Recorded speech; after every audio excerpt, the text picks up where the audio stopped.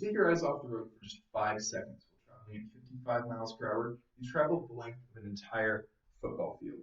And to many, cell phone use while driving is not seen as nearly the risk that it is. And I come from a generation that's made a lot of big strides in eliminating risks, old-fashioned risks such as smoking tobacco and drunk driving, but has also created a lot of new risks such as vaping or cell phone use while driving, which will be the topic of this presentation. And while I don't know anyone personally who's been greatly affected by cell phone use while driving, I am more than aware of the problem and the risks that it poses to both those on the road as well as pedestrians. So today I will discuss why cell phones should be banned and in moving vehicles. And cell phone use should be banned not only because of its financial risks that it poses, but also risks to human life and well-being. And so we'll begin with the financial risks posed by cell phone use. So cell phone use while driving is very costly. So the National Highway Traffic Safety Administration estimated that the total economical loss caused by accidents is $871 billion, with $129 billion caused by distracted driving, making up about 15% of these costs. And a great amount of this can be attributed to cell phone use.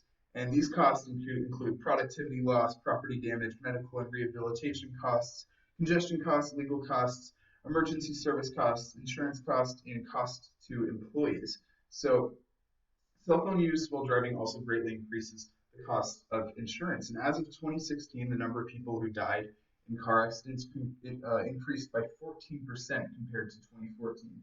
And rates across many states have increased significantly, such as South Carolina, where in just a year, they increased by 8.9% on average. And cell phone use is recognized as a big risk factor by many, including many higher-ups in insurance companies.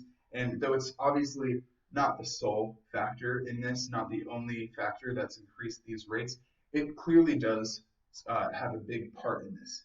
And so, however, as stated by the U.S. Secretary of Transportation, Anthony Fox, no amount of money can replace the life of a loved one or the suffering associated with motor vehicle crashes.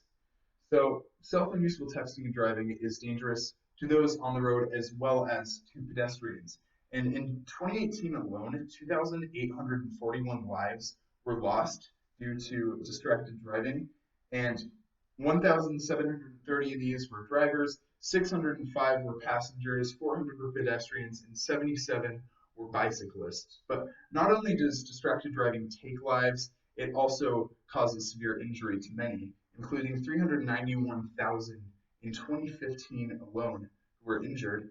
And this not only includes physical harm, but also psychological damage that can be irreversible and last an entire lifetime. So as you can see, the risks of cell phone use while driving far outweigh the very, very minuscule benefits. And so there's really no justification for cell phone use while driving.